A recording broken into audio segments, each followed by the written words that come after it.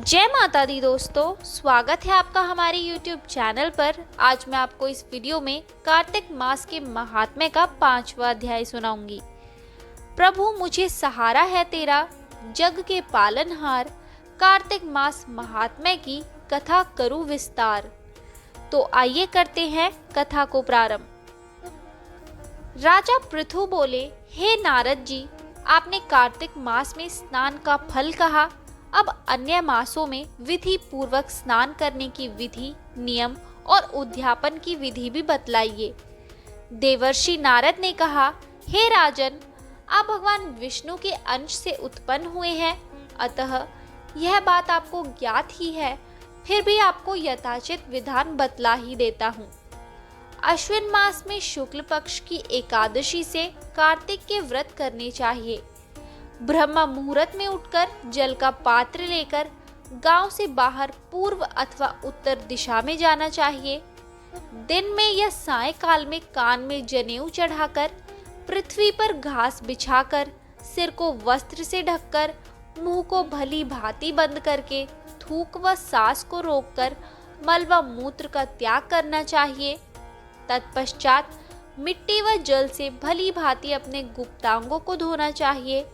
उसके बाद जो मनुष्य मुख शुद्ध नहीं करता, उसे किसी भी मंत्र का फल प्राप्त नहीं होता।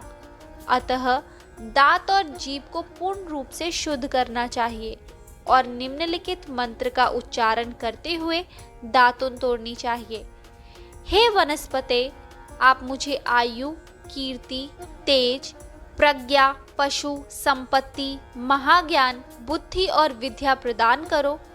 इस प्रकार उच्चारण करके वृक्ष से 12 उंगल की दातुन ले। दूध वाले वृक्षों से दातुन नहीं लेनी चाहिए। इसी प्रकार कपास, कांटेदार वृक्ष तथा जले हुए वृक्ष से भी दातुन लेना मना है। जिससे उत्तम गंध आती हो और जिसकी टहनी कोमल हो, ऐसे ही वृक्ष से दंत धावन ग्रहण करना चाहिए। प्रतिपदा, अमावस्या, नवमी, छठी, रविवार को चंद्र तथा सूर्य ग्रहण में दातुन नहीं करनी चाहिए।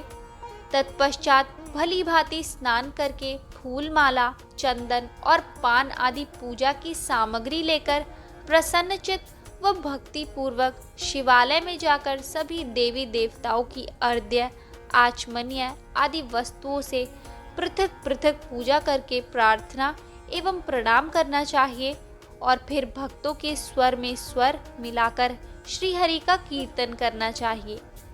मंदिरों में जो गायक भगवान श्री हरि का कीर्तन करने आए हो, उनका माला, चंदन, तांबुल आदि से पूजन करना चाहिए, क्योंकि देवालयों में भगवान विष्णु को अपनी तपस्या, योग और दान द्वारा प्रसन्न करते थे, परंतु कलयुग में भगवत गुणवान को ही भगवान श्री हरि को प्रसन्न करने का एकमात्र साधन माना गया है। नारद जी राजा पृथु से बोले, हे राजन, एक बार मैंने भगवान से पूछा कि हे प्रभु, आप सबसे अधिक कहाँ निवास करते हैं?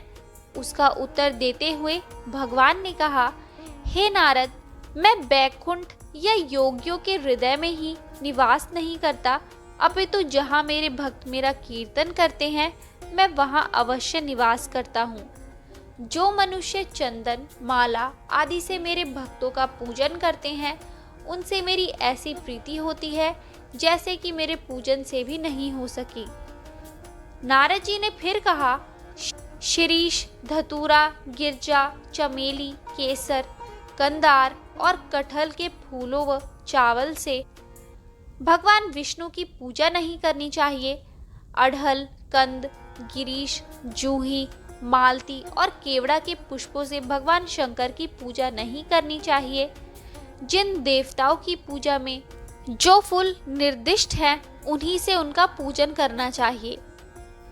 पूजन समाप्ति के बाद भगवान से क्षमा प्रार्थना करनी चाहिए, यथा, हे सुरेश्वर, हे देव, न मैं मंत्र जानता हूँ न क्रिया, मैं भक्ति से भी हीन हूँ, मैंने जो कुछ भी आपकी पूजा की है उसे पूरा करें।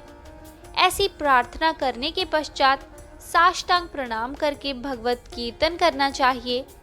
श्रीहरि की कथा सुननी चाहिए और प्रसाद ग्रहण करना चाहिए। जो मनुष्य उपरोक्त विधि के अनुसार कार्तिक व्रत का अनुष्ठान करते हैं, वह जगत के सभी सुखों को भोगते हुए अंत में मुक्ति को प्राप्त करते हैं।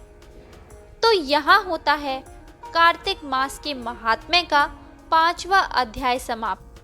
आगे के सभी अध्याय सुनने के लिए हमारे चैनल को सब्सक्राइब करें और शेयर करना ना भूलें।